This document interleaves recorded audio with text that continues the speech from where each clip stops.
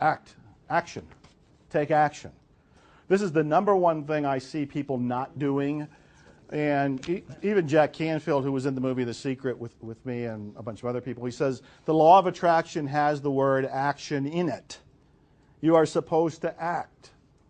The fifth step in my book, The Attractor Factor, is action. When you get an inspired action, and that is, a lot of you took action to come here and come from some long distances. That's wonderful. I applaud you for doing that. That's part of what we're talking about, to create what you want, to attract what you want, whether it is money or anything else. You must take action. When people ask me, Joe, how have you written 50-some books? How are you in 13 movies? How do you have all these CDs? How do you have these coaching programs? How do you have all these travels and these events and these television shows and blah, blah, blah, the list goes on. I take action. Now, it doesn't all happen at the same time. You know, when you keep doing this, 30 years later, you look back and go, oh, I wrote 50 books. I came out with so many music CDs. You do one thing at a time. Right now, I am here with you. That is my action. I am here with you, receiving information, sharing information with you, helping you to the best of my ability so that you can have, do, or be the dreams that you want. Now, as I'm telling you about taking action, I really got to turn the fire under you a little bit here. I mean, I'm called Mr. Fire for a reason, so I'm going to go ahead and ignite the burner. Here's the kick that you were looking for, yeah. It's a polite and loving kick, but it's a reminder.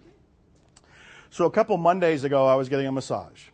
And the woman who gives me a massage, we talk for a little bit, but usually I zone out and then I'm gone. And she said that she wouldn't be able to give me a massage the next week because she was going to be out of town. And I said, that's cool. What are you going for? Well, a friend of hers, who's not even a really close friend, but a friend of hers, was given 3 months to live. And I said, what? And she said, yeah, the woman was having dizzy spells and so forth. She went and had some tests done, and they found out that she's got a brain tumor. And they said, it's large enough that you have 3 months to live.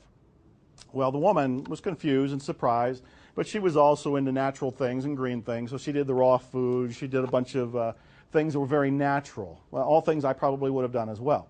And she said, I feel great. And she went back, and the doctors and everything put her back in the MRI, and they said, look, what you're doing is wonderful, but your tumor is bigger. You have less than 3 months.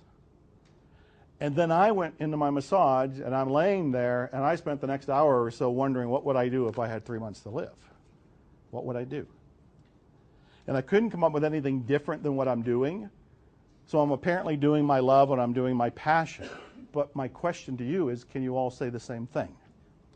For most of us, there's things that we want to do that we keep putting off. And I'm saying, we don't know. I told you about I'm going to see my mother. Her days are numbered. I don't know if she's got days or weeks or a few months. And of course, there could be a miracle. It could be much longer. But she's checking out. And so I, as her son and her firstborn, I'm feeling that. And I'm looking at her going, did she complete everything?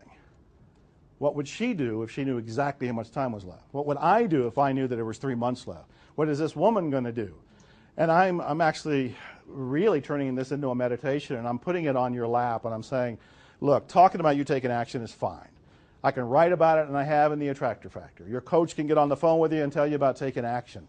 But until you realize that your days are truly numbered and your being here is a true gift, this is a gift to you, and that you can use your time wisely, whatever that thing is that's been knocking on your inner door, much like music was knocking on my inner door to go and create, whatever that thing is for you, by God, get up and do it. You don't have to complete it today, but you do have to start to go in that direction. People have asked me how I've been able to write so many books, and what I tell them, if you write a little bit every day, you end up with a book very quickly. If there's something that you're trying to create, but you've been putting it off or not putting full effort behind it, I'm strongly encouraging you to put your effort behind it. And again, the clearer you are, the faster you manifest. If you've had some doubts about things, like you don't think you're the right person or it's not the right time, it's time to question those and say they're beliefs. They are not facts. You are the right person. This is the right time. There is nobody else to do this. I have lost friends, and I look back and I go, I don't see a replacement. It's the old It's a Wonderful Life movie with Jimmy Stewart, when they say that when the person leaves, they leave this big gaping hole. Don't assume that somebody's just going to pick up the fire and go and do the project that you really want to do. Whatever it is that you're being called to do, you are being called to do it. There are so many stories of so many people have either come to this country with nothing or in one shape or form, even with me being homeless at some point in poverty. That's not unusual. There are people who have had things to overcome, but they overcame them by taking action, by getting clear, by getting support, by getting a coach, by doing all the different things we're talking about.